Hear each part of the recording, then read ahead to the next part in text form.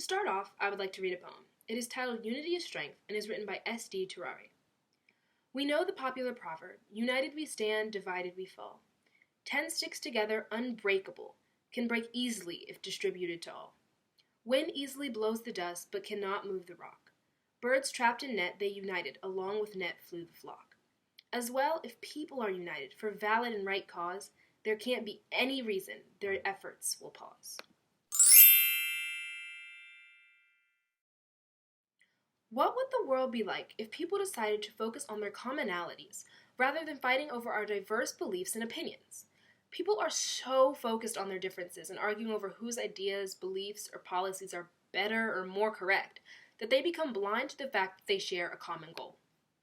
The colonists came to America with the common goals of escaping the monarchy, religious freedom, and financial opportunities.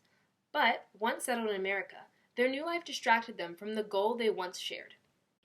The example that stuck out the most to me of this was when the Puritans tried to basically take over. This is ironic because they left England for religious freedom.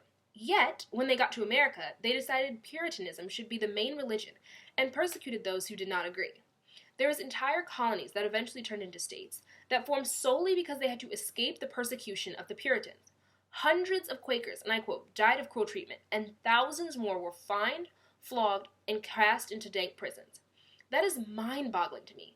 The Puritans were upset when someone tried to force their religion on them, but then decided to do the exact same thing to people in America. Another example of people's focus on their differences leading to conflict was the recreation of a similar social structure as seen in the Old World.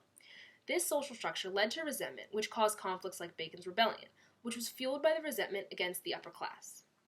America was supposed to be all about equality and democracy, but instead the settlers were recreating the very ideals that they were trying to escape.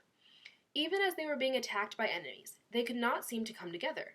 They were too focused on their geographical barriers, conflicting religions, varied nationalities, differing types of colonial governments, boundary disputes, and social status. Sure, that's a long list of differences, but you would think that they would be able to look past all of this and refocus on their once common goal.